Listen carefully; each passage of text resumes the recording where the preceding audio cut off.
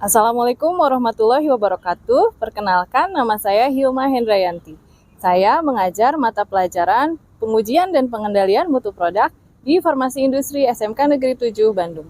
Saat ini saya sebagai mahasiswi PPG dalam jabatan kategori 1 gelombang 2 tahun 2022 di LPTK Universitas Negeri Semarang pada program studi farmasi dengan NIM 43110221114. Berikut adalah video pembelajaran yang sudah saya buat. Selamat menyaksikan. Wassalamualaikum warahmatullahi wabarakatuh.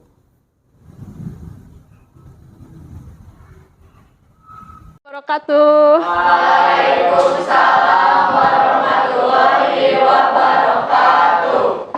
Udah siang, lemes ya? Udah makan belum? Kayaknya yang di belakang wajah-wajah lapar ya.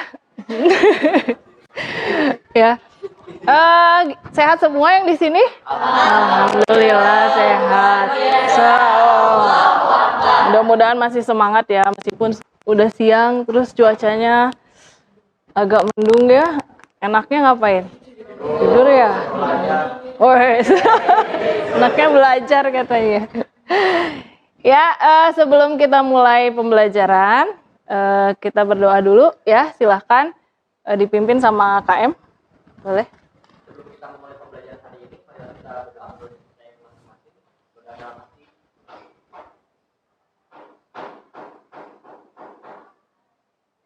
Berdoa selesai. Siap, beri salam. Assalamualaikum warahmatullahi wabarakatuh. Waalaikumsalam warahmatullahi wabarakatuh. Ya, seperti biasa, sebelum kita mulai, Ibu pengen tahu dulu nih, yang hadir hari ini siapa aja. Kayaknya ada yang nggak masuk ya. Ada wajah-wajah yang tidak terlihat. Coba ya, Amalia. Ya, kalau yang ada, bilang hadir ya. Nesta. Dayu. Haslinda. Gilang. Adrian. Ardiansyah. Widya, Mila, Filal.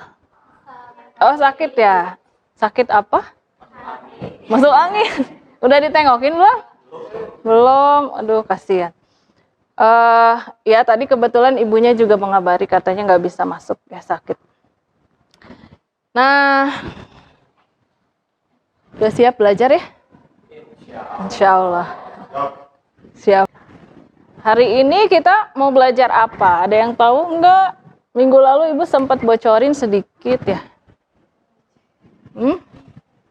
IPC. Ada ya, hari kemarin dibocorin, sekarang dibocorin juga. Nah, sebelum kita masuk ke pembelajaran hari ini ya, yaitu IPC sediaan cair. Ada yang masih ingat nggak kita di materi sebelumnya belajar apa? Ya, masih ingat? Pengambilan sampel ya. Pengambilan sampel. Emang sampel itu ada apa aja? Ada yang tahu? Masih ingat? Oh, boleh tuh. Ngacung ya Fitri ya, ngacung ya. Apa aja jenis-jenis sampel tuh?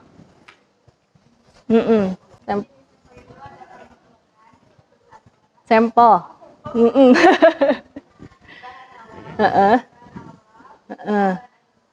Sampel bahan awal, sampel produk ruahan, antara, iya betul, ya. Nah itu yang sudah kita pelajari dan setiap sampelnya ada masing-masing pengujiannya gitu, ya. Nah hari ini kita kita akan belajar mengenai ya pengujian sampel di tengah-tengah proses produksi, gitu ya, atau kita sebut sebagai IPC, ya. Atau IPC ya sebenarnya. Ya, tahapan belajar yang akan kita lakukan hari ini. Yang pertama ada persepsi dulu, kemudian pemaparan masalahnya, ya. Kemudian pembagian kelompok, ya, dan tugas. Kemudian kita juga nanti akan melakukan diskusi, ya. Kemudian nanti hasil diskusinya dipresentasikan dan terakhir ada evaluasi seperti biasa, ya. Gitu. Gampang lah ya. Ibu mau perlihatkan dulu nih sebuah gambar kayak gini, ya. Beda nggak? Sama nggak? gambar. Ini ada 2 gelas, ya. Apa bedanya gambar kiri dan kanan? Ya, gimana? Gambar kiri dan kanan, bedanya apa? Yang mana yang ngendap? Yang ini udah ngendap gitu ya, zat padatnya. Yang ini belum ya, masih terdispersi gitu ya. Nah, apakah ini sediaan apa sih? Suspensi ya, sediaan suspensi ya. Suspensi ini adalah, kalian udah belajar TPSO ya? Udah kan? Di TPSO udah belajar ya jenis-jenis sediaan cair ya. Nah, suspensi ini ya, ada yang seperti ini ya, dia cepat ngendap, ada juga yang lama ngendap, tapi sekali ngendap dia jadi keras gitu ya. Nah, yang bagus tuh yang mana? Ya, yang bagus tuh yang stabil ya. Ya. Nah, tapi ada ternyata yang seperti ini ya, cepat ngendapnya ya. Mungkin kalian pernah ya ngelihat sediaan seperti itu, suspensi seperti itu. Jadi dikocok, tapi habis itu didiemin terus cepat ngendap gitu ya. Nah, sebenarnya kenapa sih macam-macam gitu ya suspensi itu, ada yang seperti itu, ada juga yang lama ngendapnya gitu. Ada juga yang nggak ngendap-ngendap gitu ya, terdispersinya lama gitu ya. Nah, itu tergantung dari apa kira-kira?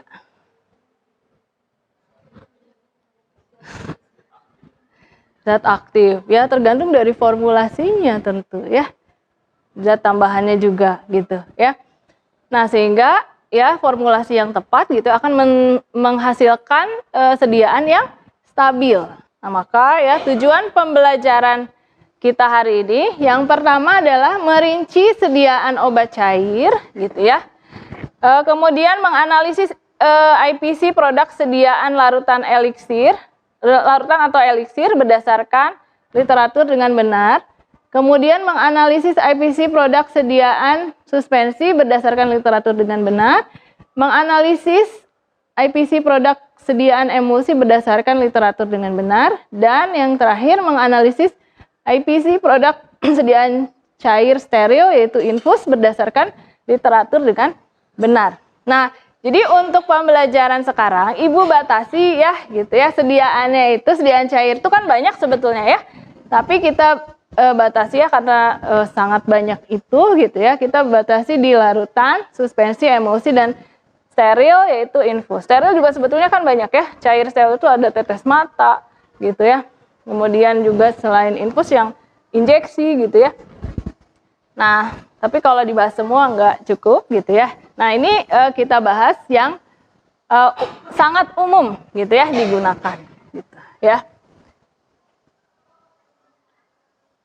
Nah, kemudian sebelum kita masuk ke masalahnya ya.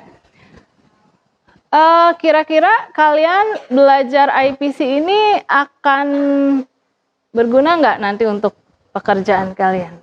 Nah, kemarin yang sudah PKL, ada yang dapatnya di IPC? Ada? Nesta di IPC? Di perusahaan mana? Mepro Farm.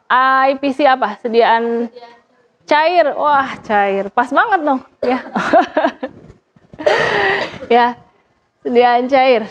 Ya. Nah, jadi kalian perlu serius nih berarti belajar ini karena ini tuh IPC itu memang dunianya farmasi industri ya, salah satu bagian terpenting ya dalam industri farmasi ya. Ini tuh kerjaan kalian nanti gitu ya. Nah, kemudian kita masuk ke masalahnya ya gitu ya.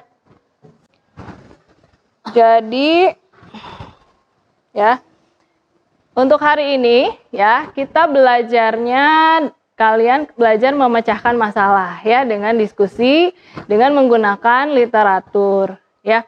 Nah, masalahnya apa? Nah, masalahnya Ibu jelaskan ya. Masalahnya adalah jika kalian sebagai karyawan bagian R&D ya di suatu industri farmasi nasional, kemudian suatu waktu Anda melakukan beberapa trial produk baru yang semuanya berbentuk sediaan cair. Ya, Jumlah sampel produk sediaan cair tersebut diambil, kemudian Anda ditugaskan untuk melakukan evaluasi sediaan untuk mengetahui stabilitas produk tersebut sebagai dasar penentuan dalam pengujian IPC saat produk telah siap diproduksi secara massal, ya. Jadi ini ada 4 sampel ya. Yang tadi masalahnya ini ceritanya itu adalah sampel yang sedang diproduksi, yang dibuat gitu ya. Dilakukan trial oleh bagian R&D, kemudian kalian harus menentukan IPC-nya gitu ya, pengujiannya apa saja ya. Nah, untuk bisa menjawab masalahnya ya, berarti harus terjawab dulu pertanyaan ini ya. Yang pertama, berdasarkan sediaan yang dibagikan termasuk sediaan cair apa produk-produk tersebut. Nah, tadi ada yang udah tahu ya. Kemudian jelaskan definisinya tiap sediaan tersebut apa. Kemudian apa yang dilakukan saat proses produksi sediaan cair sehingga kualitas produk sediaan dapat terjamin. Oh, sebelum bagi kelompok, coba ini kayaknya udah zuhur ya, jadi agak lemes gitu ya. Coba berdiri dulu. Berdiri aja, terus ibu mau suruh kalian loncat. Oh ya, sayang. Bisa nggak? Aduh, gitu, sebisanya aja. Terus kalau pohon ya melambai ke kanan, ayo ke kanan. Nah, aduh, kan bagi kelompok ya, kalian menjadi 4 ya. Yang namanya disebut silahkan menuju kepada mejanya ya. Ini kelompok 1, 2, 3, 4. Dayu, Dayu, Widya, Milazia, Fatur, Gilang. Kelompok 2. Nah ya, sudah di kelompoknya masing-masing ya. Nah, untuk sebagai tugasnya ya, Ibu akan membagikan LKPD ya. Jadi nanti hasil diskusi kalian juga ditulis di LKPD ini ya. LKPD-nya ini sudah ada juga ya petunjuknya seperti apa ya, yang harus ada juga kolom-kolom pengisiannya ya. Nah, kalian nanti tulis hasil diskusi. Nah, untuk sebagai bahan diskusi ya, Ibu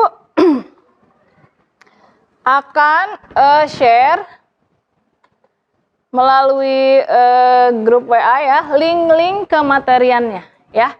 Jadi nanti kalian boleh browsingnya, boleh browsing, kalau nggak dari link yang dikasih Ibu, boleh nggak Bu? Oh, boleh banget ya. Nah, tapi untuk mempermudah juga, Ibu akan kasih beberapa link ya untuk kalian sebagai bahan diskusi ya, gitu. Ya, Ibu share linknya ya, menjadi referensi. Ibu bagikan dulu ya LKPD-nya. Ini kelompok 1, 2, 3, 4 ya. Ya, boleh silahkan langsung berdiskusi aja ya. Terdispersi lama di dalam cairan. Suspending agent-nya bisa jadi ya. Jadi masalahnya salah satunya bisa jadi di situ, di formula. Berarti bagus. Ya iyalah, punya itu plantasin itu. Nyebut merek ya. Bukan. Ada masalah nggak? Ibu lagi nyari definisi sediaannya. Oh, sediaannya. Emulsi ya? Iya. Emulsi itu Definisinya semuanya atau yang itu aja, yang kalian aja. Iya.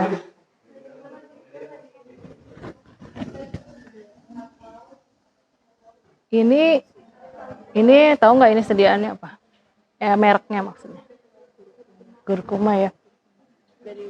Kenapa dia disebut emulsi? Karena mengandung apa?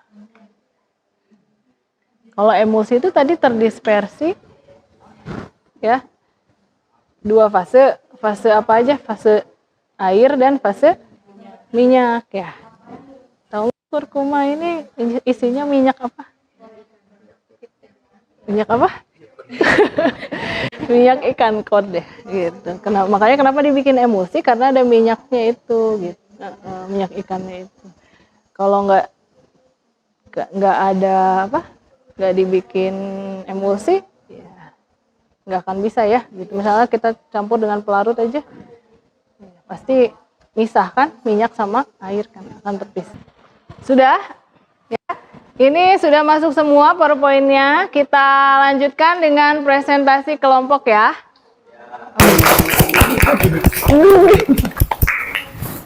Kami dari kelompok 2 akan mempresentasikan sediaan suspensi.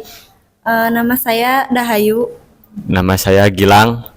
Suspensi adalah suatu campuran fluida yang mengandung partikel padat atau dengan kata lain, campuran heterogen dari zat cair dan zat padat yang dilarutkan dalam zat cair tersebut.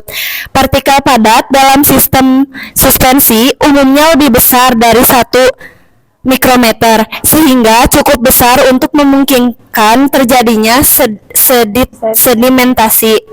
Tidak seperti koloid, padatan pada suspensi akan mengalami pengendapan atau sedimentasi walaupun tidak terdapat gangguan. Pengujian yang dilakukan pada suspensi. Yang pertama ada uji organoleptik, tujuannya untuk memeriksa kesesuaian warna, bau, rasa, dan melihat pemisahan fase pada suspensi di mana sedapat mungkin mendekati dengan spesifikasi sediaan yang telah ditentukan selama formulasi. Prinsipnya pemeriksaan bau, rasa, warna, dan pemisahan fase menggunakan panca indera. Penafsiran hasil warna, bau, dan rasa memenuhi spesifikasi. Kemudian ada penetapan pH, alatnya pH meter, tujuannya untuk menghitung derajat kesamaan sediaan. Oh iya, keasaman. Prinsipnya pengukuran pH cairan uji menggunakan pH meter yang telah dikalibrasi. Penafsiran hasil pH sesuai dengan spesifikasi formulasi sediaan.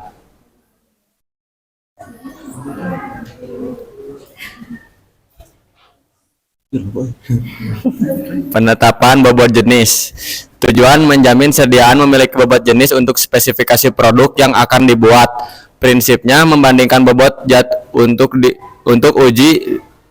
bobot zat uji di udara terhadap bobot air dengan volume dan suhu yang sama.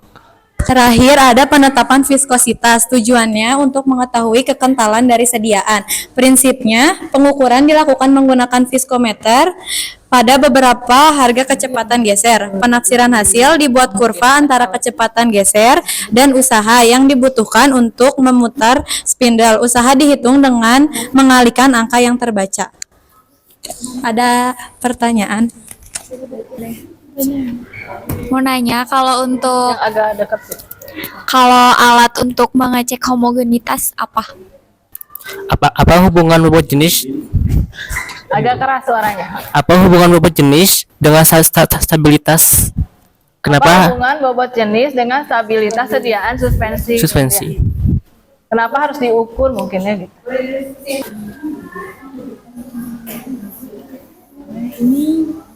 Kan homogenitas itu untuk mengecek partikelnya merata atau tidak dengan metode mikroskopis. Nah, jadi alat yang digunakan untuk homogenitas adalah mikroskop.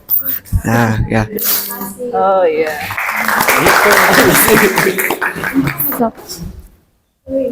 So, izin menjawab pertanyaan Adrian untuk untuk hubungan BJ dan stabilitas. BJ kan untuk menghitung konsistensi padatan, jadi biar tahu udah terdispersi dengan baik atau enggak. Nah, suspensi yang baik itu yang zat aktifnya terdispersi secara merata. Nah, kalau misalnya yang tidak memenuhi spesifikasi, itu tuh yang zatnya berarti tidak terdispersi atau ada zat yang terdispersi berlebihan. Jadi ngebuat nggak stabil. Jadi yang bagusnya yang terdispersi biar stabil gitu. Terdispersi merata ya. Terdispersi merata. Ya. Karena kalau terdispersi, kalau ada suspending agent pasti dia akan terdispersi. Tapi apakah merata di setiap bagian gitu ya si zatnya itu? Ya, kasih aplaus dulu. Ya. Kelompok 2 terima kasih jawabannya sudah puas ya dengan jawabannya? Puas, ya. Setiap sediaan memiliki karakteristik yang berbeda-beda seperti sediaan cair, termasuk suspensi, sehingga stabilitasnya juga pasti berbeda-beda. Nah, itu yang menyebabkan tiap pengujian dari sediaan cair itu berbeda-beda. Jadi kita perlu rujukan yang berlaku di Indonesia, yaitu farmakope. Oh ya, jadi kalian tadi dapat dari farmakope. Oh, salah satunya farmakope. Ya. Ya betul ya, memang harus gitu. Tangan dulu ya untuk presentasinya ya. Ya, alhamdulillah semua kelompok sudah melakukan presentasi ya. Nah, tapi Ibu juga akan sedikit memberikan penguatannya gitu ya. Ini ya, dimulai dari pengertian mengenai IPC itu sendiri ya, atau IPC ya istilahnya. Tapi Ibu juga tidak khawatir ya, karena kalian sudah mungkin banyak mendengar di tempat PKL kemarin ya. IPC ini adalah pengawasan ya selama proses produksi. Pengawasan tersebut untuk memantau hasil ya dan memvalidasi kerja ya, kinerja dari proses produksi. Ya, penting untuk menjamin ya bahwa dalam setiap proses itu gitu ya, itu dilakukan hal yang sama sehingga memiliki spesifikasi yang sama gitu ya dalam setiap tahapan gitu ya. Nah, makanya kenapa sih ada pengujian pada saat proses produksi atau IPC ini gitu ya. Ya, ini untuk menghilangkan gitu ya variasi karakteristik produk gitu ya. Jadi jangan sampai produknya bervariasi hasilnya ya. Pas bikin sirup A gitu ya, yang bikinnya Haslinda warnanya oranye. Pas yang bikinnya Fatur warnanya oranye tapi agak-agak pucat gitu ya. Nah, pas yang bikinnya Dayu oranye pucat banget gitu ya. Nah, beda-beda ya gitu ya. Nah, jadi nggak boleh seperti itu ya kalau sediaan yang dikeluarkan oleh farmasi industri. Tentu harus sama ya. Nah, tadi juga sudah dijelaskan ya mengenai sediaan cairnya itu apa ya. Yang kita bahas hari ini adalah larutan, emulsi, suspensi, dan infus ya, sediaan sterilnya ya. Untuk larutan tentu adalah sediaan cair yang mengandung satu atau lebih zat kimia yang terlarut. Kemudian kalau eliksir pelarutnya apa? Alkohol ya. Nah, tapi berarti larut ya gitu ya. Itu sirup atau eliksir itu termasuk ke dalam larutan. Nah, kemudian kalau emulsi itu apa? Emulsi itu sistem cairan terdispersi. Nah, ada dua fase di dalamnya, yaitu fase apa? Minyak dan air. Uji organoleptik itu apa? Ya, apa? Yang diujinya apa, Fatur? Rasa, warna, bau, bentuk ya, gitu ya. Jadi uji menggunakan panca indera ya. Uji pH untuk apa? Untuk mengetahui derajat keasaman ya. Berapa banyak zat yang hidrogen yang ada dalam cairan ya. Kenapa harus uji pH? Ya karena keberadaan hidrogen ini akan mempengaruhi stabilitas ya. Jadi kalau kebanyakan hidrogen atau kurang hidrogen gitu ya, itu bisa jadi menyebabkan adanya reaksi misalnya secara kimia sehingga menyebabkan sediaan tidak stabil ya. Makanya kenapa pH-T ditetapkan spesifikasinya. Oh, pH-nya rentangnya harus antara segini dan segini gitu ya. Antara sekian ya, antara misalnya 6 sampai 7 misalnya ya. Gitu. Ya. Karena itu akan mempengaruhi stabilitas sediaan ya. Kemudian tadi bobot jenis juga ya, ada yang nanya ya tadi. Kenapa bobot jenis itu sebenarnya apa hubungannya gitu ya?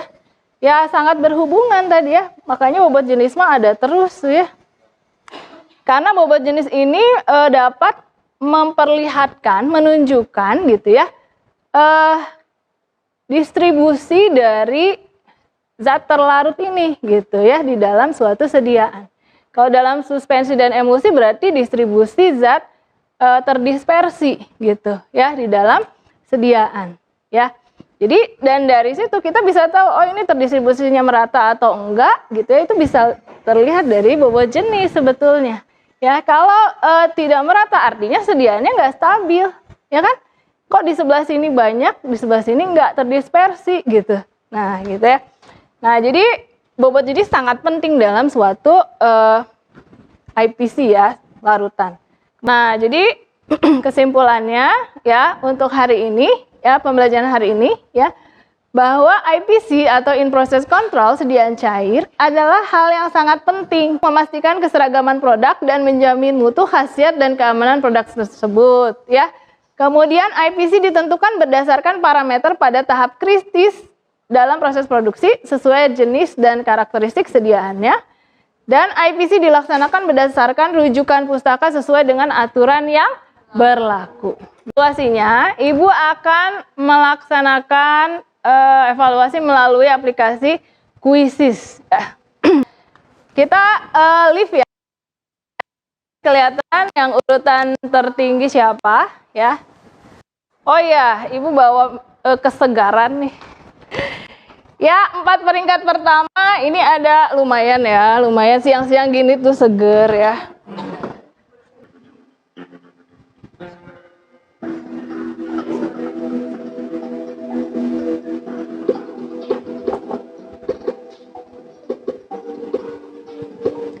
Ya, udah ada yang masuk. Waktunya masih ada. Yang cepat menjawab dan benar itu yang paling besar nilainya. Nah, kita lihat di perolehan terakhir. Oh, masih. Ya. Ya, Fatur nggak dapat nih. Ya. Widya, ya boleh diambil ininya kesegarannya. Silahkan diambil ya. Ya. Selesai tadi kita evaluasi. Kalian ngerasanya bisa nggak? Oh bisa. Oh tapi pas Ibu cek satu-satu, ternyata masih ada yang nilainya kurang. Jadi masih ada 3 orang yang remedial, ya nilainya. Mungkin udah tahu ya, udah punya perasaan nih. Langsung gini nih. Nah, insya Allah nanti kita akan melakukan remedial kalau KD yang IPC sediaan cair sudah selesai, gitu ya. Nah, untuk pembelajaran selanjutnya, ya, masih KD IPC sediaan cair, ya, masih topiknya tentang IPC sediaan cair, tapi KD-nya tentang prosedur pengujian sediaan cair yang tadi. Ya, jadi kalau tadi kan kita belum ke prosedur, nah untuk minggu depan kita masuk ke prosedur, ya. Hari ini bagaimana kesan kalian belajar hari ini? Boleh yang ngacung, yang mau ngacung, 1 orang aja nggak apa-apa. Sisanya nanti nulis di LKPD.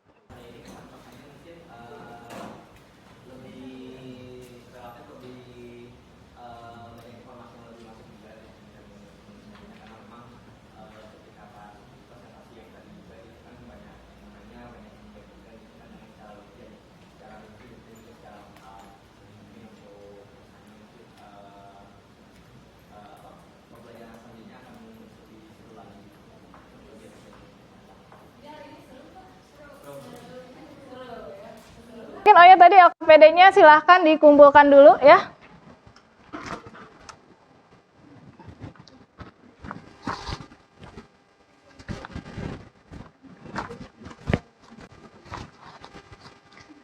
Ya, terima kasih untuk atensi kalian hari ini. Mudah-mudahan ilmu yang sudah didapat bermanfaat ya.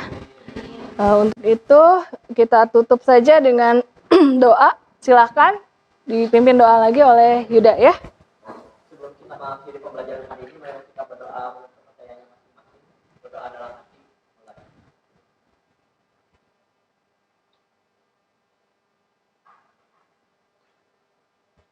Berdoa selesai.